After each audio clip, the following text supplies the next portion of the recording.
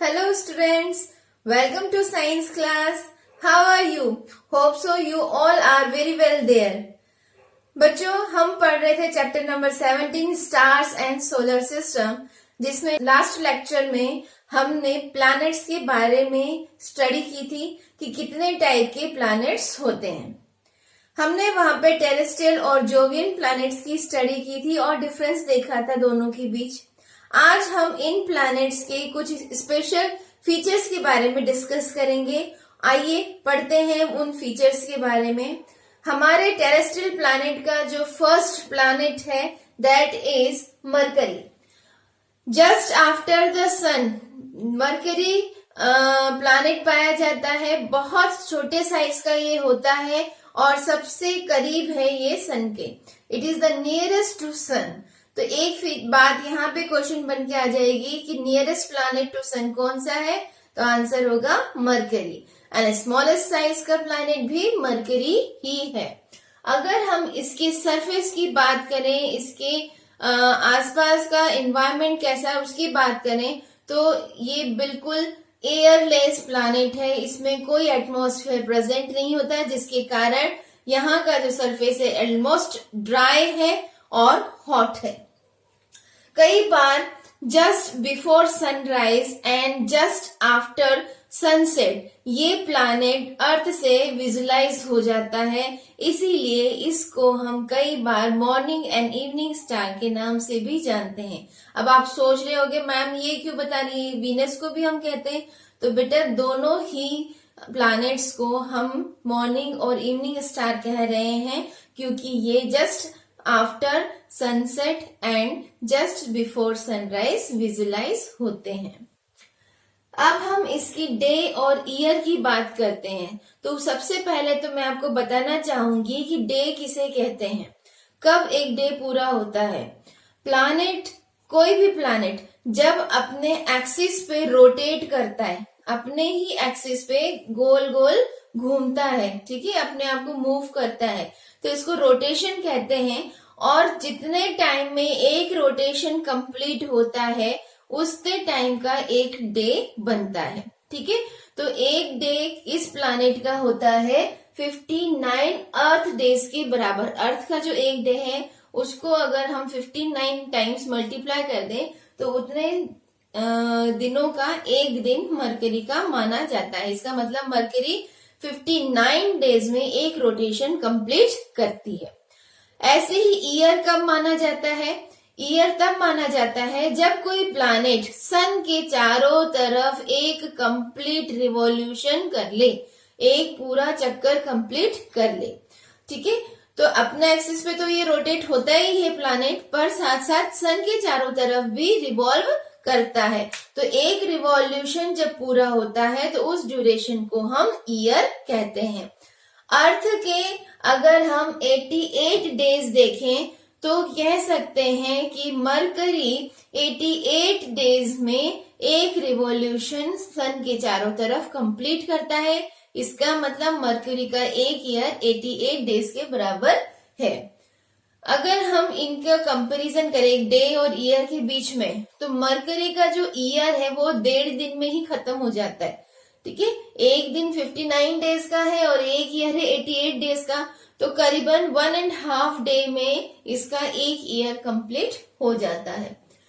अगर हम इसके सरफेस की बात करें, जैसे मैंने आपको बताया था टेरेस्ट्रियल प्लैनेट्स जो होते हैं रॉकी सरफेस होते हैं, तो इनमें डिफरेंट टाइप्स ऑफ एलिमेंट्स भी पाए जाते हैं और इसमें जो एलिमेंट्स पाए जा रहे हैं वो लगभग अर्थ के सिमिलर ही है।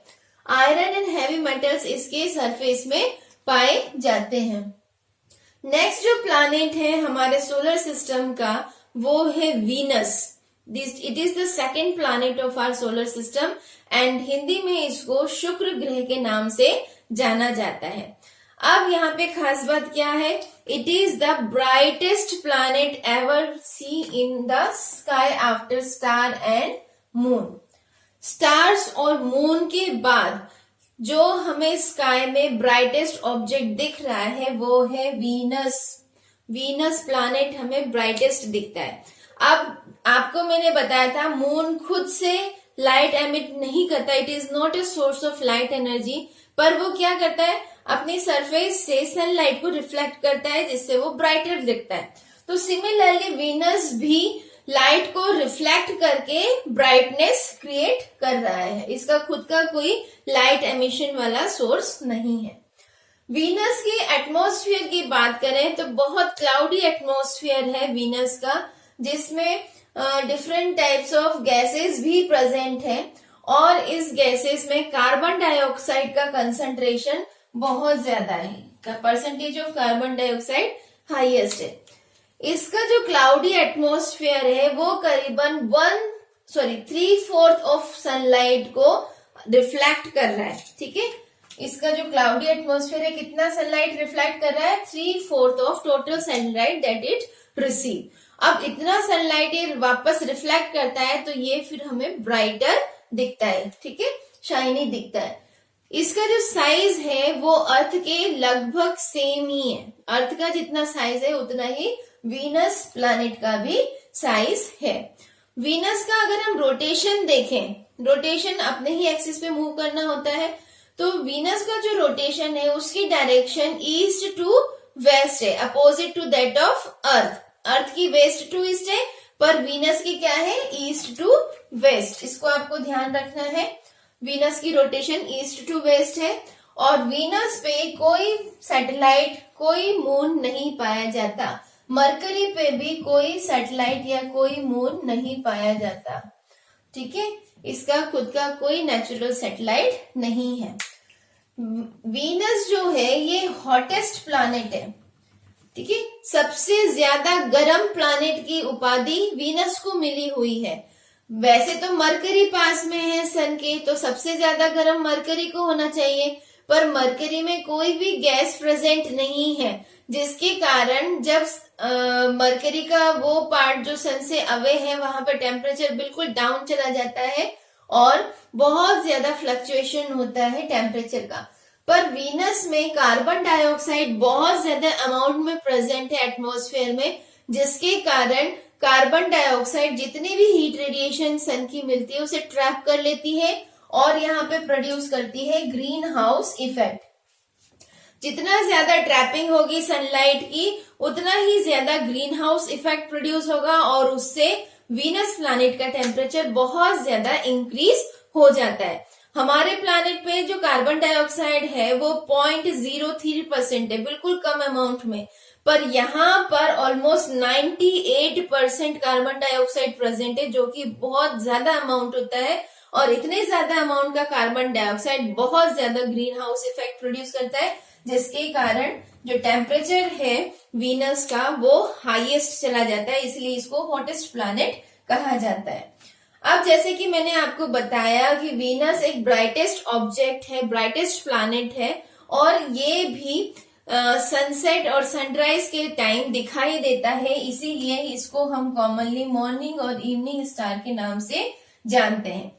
नेक्स्ट चीज जो वीनस के बारे में आपको जानना है वो ये कि ये मून की तरह ब्राइटर है, इसलिए ये भी मून की तरह फेजेस शो करता है। आपको याद होना चाहिए फेजेस ऑफ मून में मैंने आपको 2 फेजेस बताए थे, वैक्सेस एंड वेन्स।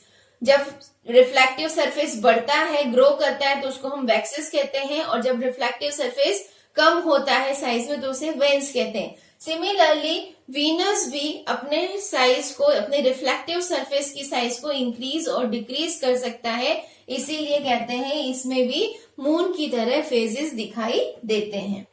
वीनस का जो एक दिन है वो करीबन 243 अर्थ डेज के बराबर होता है, और एक ईयर करीबन 224.7 अर्थ डेज के बराबर होता है। अब आप यहाँ दोनों कंपेयर करेंगे तो ये पाएंगे कि वीनस का जो साल है वो उसके डे से भी कम है, मतलब डे पूरा ही नहीं होता है और पूरा ईयर कंप्लीट हो जाता है। ठीक है, डेज होते हैं कंप्लीट 243 डेज में, और ईयर कंप्लीट होता है 224.7 डेज में। या आप इसको दूसरे वे में भी कह सकते हो कि वीनस 224.7 डेज में एक रिवॉल्यूशन सन का कंप्लीट करता है और अपना रोटेशन कंप्लीट करता है 243 डेज में। नेक्स्ट जो प्लैनेट है वीनस के बाद 3rd नंबर पे आएगा बेटा अर्थ। अर्थ हमारा प्लैनेट है, हिंदी में इसको हम पृथ्वी कहते हैं। अर्थ बहुत यूनिक प्लैनेट है, इसमें बहुत स्पेशल फीचर्स हैं और सबसे स्पेशल फीचर है कि ये प्लैनेट लाइफ को सपोर्ट करता है, यहाँ पर लाइफ पॉसिबल है। अब क्या क्या ऐसे फीचर्स हैं अर्थ के जो कि लाइफ को सपोर्ट करते हैं, आइए देखते हैं। सबसे पहली बात तो इसका जो रोटेशन है, अपने ही एक्सिस पे जब अर्थ रोटेट करता है तो इसका डायरेक्शन होता है वेस्ट टू ईस्ट। इसीलिए सारे स्टार्स, सन्स हमें ईस्ट में राइज होते हुए दिखते हैं और वेस्ट में सेट होते हुए दिखते हैं। यूनिक प्लैनेट है। अब कैसे यूनिक प्लैनेट है, जैसे ही सन के पास वाला, मान लीजिए सन है और ये अर्थ है, जो फेस सन के पास होगा वहां पर तो डे प्रेजेंट होगा और जो पार्ट सन से अवे होगा वहां पर नाइट प्रेजेंट होगा। ठीक है, वहां का जो ड्यूरेशन होगी वो नाइट कहलाएगी और जो पार्ट सन की तरफ फेस किए हुए है वहां पर डे टाइम कहलाया जाएगा। ठीक है, तो इस तरह से डे और नाइट अर्थ पर डिसाइड हो रहे हैं। वैसे तो आप बेसिकली कह सकते हो सभी प्लैनेट पे यही सिचुएशन है, जो भी साइड प्लैनेट का सन की तरफ है वहां पे डे टाइम होगा और जो भी पार्ट अवे है सन से वहां पे नाइट टाइम होगा। इसका एक स्पेशल फीचर ये भी है कि इसकी जो एक्सिस है वो सीधी नहीं है, कैसी है, टिल्टेड एक्सिस है। ठीक है, आपको दिख रहा होगा यहाँ पर ये टिल्टेड है, थोड़ी सी स्लाइटली टेढ़ी है। ठीक है, इसके कारण बेटा क्या होता है, जब अर्थ चारों तरफ रिवॉल्यूशन करता है सन के, तो कई बार अलग अलग पोजीशन बनती चली जाती हैं, जिसके कारण डिफरेंट सीजन्स और क्लाइमेट सेटअप होते हैं अर्थ पे। फॉर एग्जाम्पल अगर मैं आपकी बात करूं तो मान लीजिए सन बीच में है और ये इलेक्ट्रिकल पाथवे पर जो अर्थ है वो रिवॉल्व कर रही है सन के चारों तरफ। अब इसका जो एक्सिस है वो टिल्टेड है। ठीक है, टिल्टेड होने के कारण मान लीजिए इसका साउथ पोल सन के पास चला जाता है, तो इस साउथ पोल के एरिया में, साउथ हेमिस्फीयर में समर सीजन डेवलप हो जाएगा और यहाँ नॉर्थ पोल अवे है सन से, तो यहाँ पे विंटर सीजन डेवलप हो जाएगा। ऐसे ही जब ये रिवॉल्व करते करते इस तरफ आ जाएगी तो नॉर्थ पोल सन की तरफ हो जाएगा और साउथ वाला अवे हो जाएगा, तो नॉर्दर्न हेमिस्फीयर में समर हो जाएगा सीजन और साउदर्न हेमिस्फीयर में विंटर सीजन हो जाएगा। ठीक है, और मिड में जब ये आते हैं, मिड टाइम में बीच में कोई आते हैं, तो यहाँ पर ऑटम या स्प्रिंग सीजन फिर डेवलप होता है। तो इस तरह से टिल्टेड एक्सिस के रोटेशन और revolution of earth around the sun different positions को क्रिएट करता है, जिससे कि अलग अलग पार्ट पे अलग अलग सीजन देखने को मिलते हैं। ये बहुत स्पेशल फीचर है। डिफरेंट सीजन यहाँ देखने को मिल रहे हैं, क्लाइमेटिक कंडीशंस यहाँ सेटअप हो रही है जो कहीं ना कहीं वेजिटेशन को और लाइफ को सपोर्ट कर रही हैं।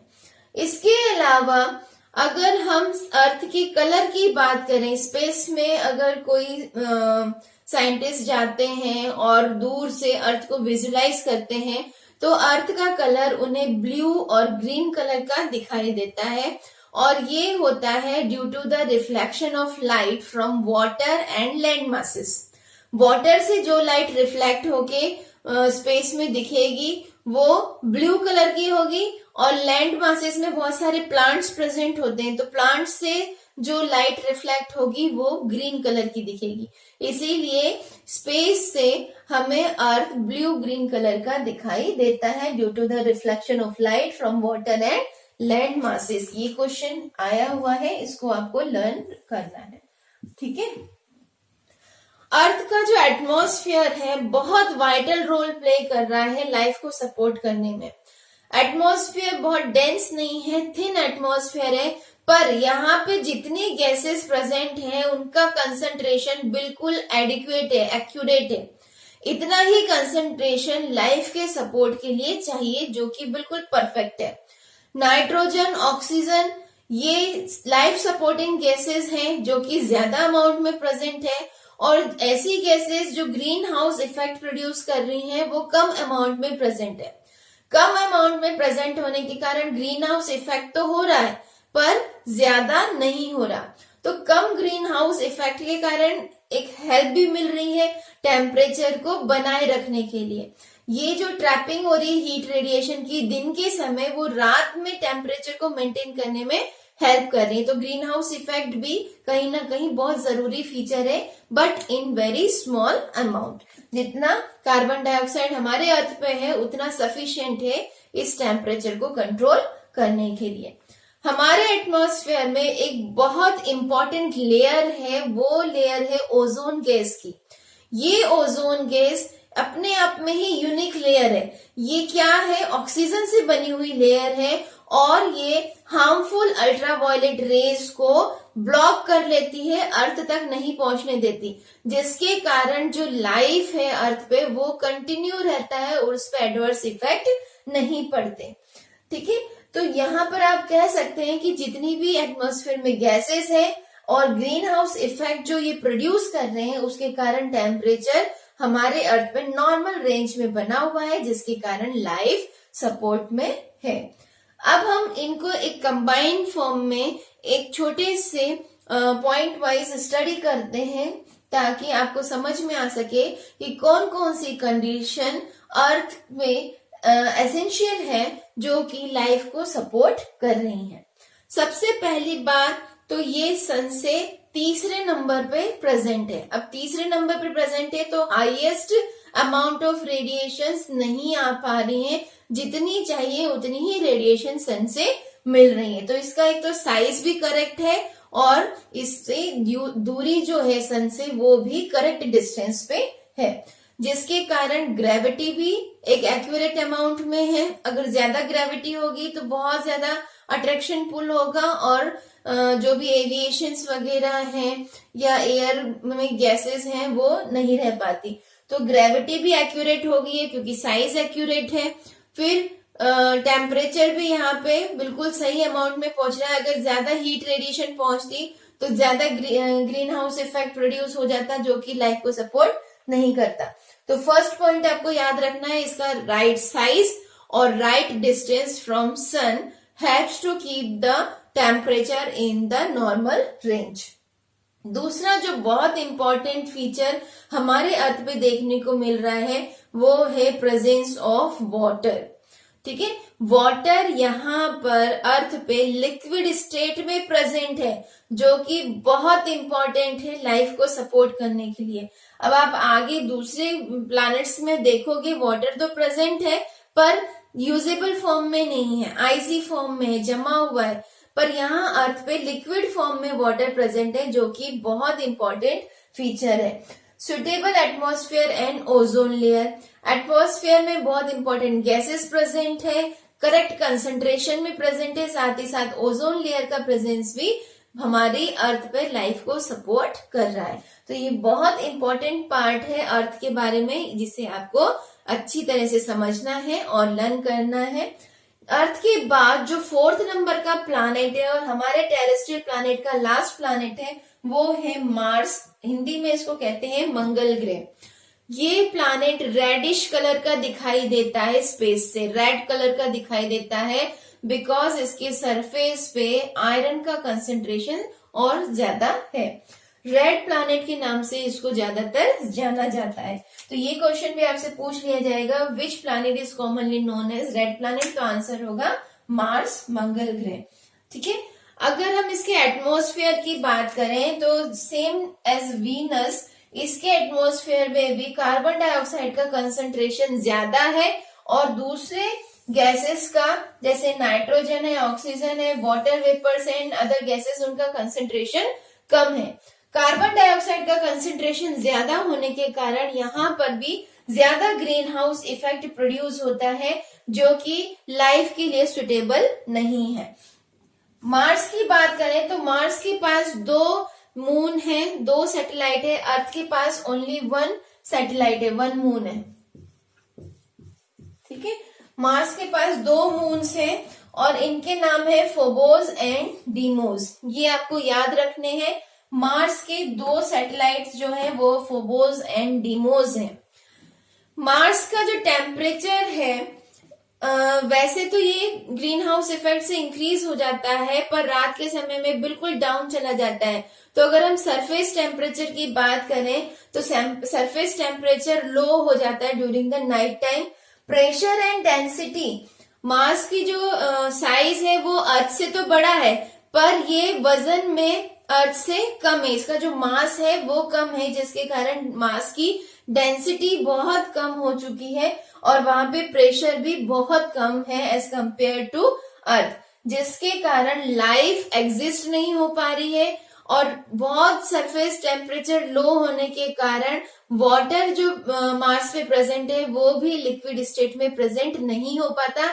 ये आइदर फ्रीजी हो जाता है या वाटर वेपर्स में कन्वर्ट हो जाता है। दिन के समय टेम्परेचर हाई हो जाता है जो कि वाटर वेपर में कन्वर्जन शो कर देता है, और रात में एकदम से डाउन हो जाएगा, जिसके कारण ये जो वाटर है ये लिक्विड स्टेट में कभी भी नहीं रह पाता। तो ये कुछ स्पेशल फीचर्स हैं इन टेरेस्ट्रियल प्लैनेट्स। नेक्स्ट हमें पढ़ना है जोवियन प्लैनेट्स के बारे में। जोवियन प्लैनेट्स उन प्लैनेट्स को कहते हैं जिन पे रॉकी सरफेस नहीं पाई जाती है और ये गैसेस के बने हुए होते हैं। सबसे पहला जोवियन प्लैनेट और हमारे सोलर सिस्टम का 5th planet is Jupiter. Jupiter को हिंदी में बृहस्पति कहते हैं और जुपिटर अपने साइज में सबसे बड़ा प्लैनेट है, हैवीएस्ट प्लैनेट है हमारे सोलर सिस्टम का। That means it is the largest planet of solar system. Volume की बात करें तो अर्थ के वॉल्यूम का 1300 टाइम्स जुपिटर का वॉल्यूम है। जुपिटर पे कलरफुल बैंड्स देखने को मिलते हैं अगर इसको हम टेलीस्कोप के थ्रू व्यू करें, और ये बैंड्स बनते हैं due to strong atmospheric current and cloud cover. ठीक है, ये जो कलरफुल बैंड बन रहे हैं ये एटमॉस्फेरिक करंट के मतलब बार बार जो विंड रोटेशन हो रही है उनके कारण बन रहा है, और डिफरेंट क्लाउड्स कवर के कारण, इसमें जो गैसेस हैं उनके कारण कलर इसमें अलग अलग आ रहे हैं। क्लाउड कवर जो है जुपिटर का वो मीथेन गैस और अमोनिया से बना हुआ है। मीथेन गैस फॉर्म में प्रेजेंट है और अमोनिया क्रिस्टलाइन फॉर्म में प्रेजेंट है। मीथेन और अमोनिया दोनों ही कूल गैसेस हैं, जिसके कारण यहाँ का एटमॉस्फेयर काफी ठंडा है, कूल्ड है। इसमें मेनली हाइड्रोजन और हीलियम भी गैस फॉर्म में प्रेजेंट है। Largest number of moons according to your book is 67। अगर हम आज के टाइम में देखें तो इसका नंबर चेंज है। जितने भी जोवियन प्लैनेट्स के मून्स होते हैं ये रेगुलरली अपना नंबर चेंज कर लेते हैं, इनका कोई फिक्स्ड नंबर नहीं होता है। तो अकॉर्डिंग टू बुक कि आपके मून का जो नंबर है जुपिटर्स के वो 67 है, बट प्रेजेंट टाइम की जो स्टडी है वो कहला रही है कि अभी जुपिटर पे 79 मून्स डिटेक्ट हुए हैं। तो अभी तो बेटा आपको अकॉर्डिंग टू सिलेबस 67 ही लर्न करना है, पर आपके स्टडी के लिए, आपके रेफरेंस के लिए प्रेजेंट डे के मून्स भी मैं आपको बता रही हूँ। जुपिटर अपने एक्सिस पे रोटेशन बहुत तेजी से करता है और एक दिन करीबन उसका 9 आवर 50 मिनट्स में ही कंप्लीट हो जाता है। पर इसका जो रिवॉल्यूशन टाइम है सन के चारों तरफ जो कंप्लीट ऑर्बिट में मूव करने का टाइम है वो है करीबन 12 अर्थ ईयर, मतलब हमारे अर्थ के 12 साल के बराबर जुपिटर का एक साल होता है। हम बात करते हैं हमारे नेक्स्ट सोलर सिस्टम के प्लैनेट की, जो कि 6 नंबर का प्लैनेट है, दैट इज सैटर्न। सैटर्न को हिंदी में शनि ग्रह के नाम से जाना जाता है और ये सेकंड लार्जेस्ट प्लैनेट है हमारे सोलर सिस्टम का। इसका कंपोजिशन और मास देखें तो लगभग जुपिटर के समान ही इसका कंपोजिशन है, मतलब इसमें भी हाइड्रोजन हीलियम गैस पाई जा रही है, इसमें भी मीथेन और अमोनिया गैस पाई जा रही है। ओके, यहाँ पर एक स्पेशल फीचर देखने को मिलता है कि सैटर्न के चारों तरफ एक रिंग बनी हुई है। It is the special and unique feature that is called rings around the Saturn. ये आसानी से टेलीस्कोप के थ्रू देखी जा सकती है। अगर हम बात करें नंबर ऑफ मून्स की तो सैटर्न पे जो नंबर ऑफ मून्स आपकी बुक में दिया है वो है 62, पर प्रेजेंट स्टडी कह रही है यहाँ पर 82 मून्स प्रेजेंट है। तो प्रेजेंट स्टडी के अनुसार तो सबसे ज्यादा मून प्रेजेंट है सैटर्न पे, that is 82 in number. Recently 20 new moons वहां पे फाउंड हुए हैं। पर आपकी बुक के अकॉर्डिंग अगर हम पुराना नंबर ऑफ मून्स देखें तो 67 मून्स आपकी बुक में दे रखे हैं। तो आपकी बुक के according largest number of moons Jupiter पे प्रेजेंट है। यूरेनस की बात करें, 7th नंबर का जो प्लैनेट है हमारे सोलर सिस्टम का, दैट इज यूरेनस। हिंदी में इसको अरुण ग्रह बोलते हैं और ये हमारे सोलर सिस्टम का 3rd लार्जेस्ट प्लैनेट है। ये बहुत बड़ा प्लैनेट है, करीबन इसका डायमीटर अर्थ के डायमीटर से 4 टाइम्स बड़ा है और ऐसा माना जाता है, इतना ज्यादा इसका वॉल्यूम है कि करीबन 64 अर्थ इसके अंदर समा सकते हैं, इतना बड़ा साइज है इसका। यहाँ पे जो एटमॉस्फेयर है उसमें ज्यादातर हाइड्रोजन और मीथेन गैस प्रेजेंट है और ये दोनों गैस ठंडी गैसेस हैं, जिसके कारण एटमॉस्फेयर यहाँ का हमेशा कूल रहता है। Due to the presence of methane gas, specially methane gas का कंसेंट्रेशन ज्यादा होने के कारण स्पेस से इस प्लैनेट को अगर हम देखेंगे तो इसका कलर ब्लूइश ग्रीन हमें दिखाई देगा। ब्लू और ग्रीन नहीं दिखेगा, ब्लूइश ग्रीन दिखेगा। ठीक है, यहाँ पर प्रेजेंट टाइम में आपकी बुक के अकॉर्डिंग जो नंबर ऑफ मून्स दे रखे हैं दैट इज 27 इन नंबर। ठीक है, और आज भी प्रेजेंट टाइम में भी इतने ही मून वहां पर आइडेंटिफाइड हुए हैं। तो 27 number is the present and according to your book. Neptune की बात करें, this is the last planet of our solar system और हिंदी में इसको वरुण ग्रह कहते हैं। बहुत बहुत बहुत ज्यादा दूरी पर ये प्रेजेंट है अर्थ से भी और सन से भी, इसीलिए वहां की ज्यादा स्टडी पॉसिबल नहीं हो पाई है। जो भी इंफॉर्मेशन मिली है वो हम यहाँ पर थोड़ा सा डिस्कस करते हैं। नेपच्यून जो वर्ड है, ये वर्ड आया है रोमन सी गॉड के नाम से। रोमन सी गॉड को नेपच्यून कहा जाता है और उन्हीं के नाम पर इस ग्रह का नाम पड़ा हुआ है। नॉन नंबर ऑफ मून्स जो कि नेपच्यून पे पाए जाते हैं वो है 14 और प्रेजेंट टाइम में भी ये 14 ही है। सिर्फ नंबर किसका चेंज हुआ है, जुपिटर और सैटर्न का। तो आपको ये बुक के अकॉर्डिंग ही लर्न करना है। तो यहाँ बच्चों हमने सारे फीचर्स देख लिए हैं प्लैनेट्स के, उनके स्पेशल फीचर्स देख लिए हैं जिन्हें आपको अच्छे से समझना है और लर्न करना है। आपको ये वीडियो इंटरेस्टिंग लगा हो, आज का लेक्चर अच्छा लगा हो तो प्लीज लाइक एंड शेयर जरूर करिएगा और कमेंट बॉक्स में बताइएगा आज का आपका एक्सपीरियंस कैसा रहा। और मेरे चैनल को जो भी नए हैं वो सब्सक्राइब कर लिए ताकि उनको इसी तरह के वीडियोस और देखने को मिले। नेक्स्ट वीडियो में हम स्टडी करेंगे कुछ माइनर प्लैनेट्स के बारे में और जियो सैटेलाइट्स के बारे में। फिर हमारा ये चैप्टर कंप्लीट हो जाएगा। तो फिर हम कल मिलते हैं। Till then good bye and be safe. Thank you.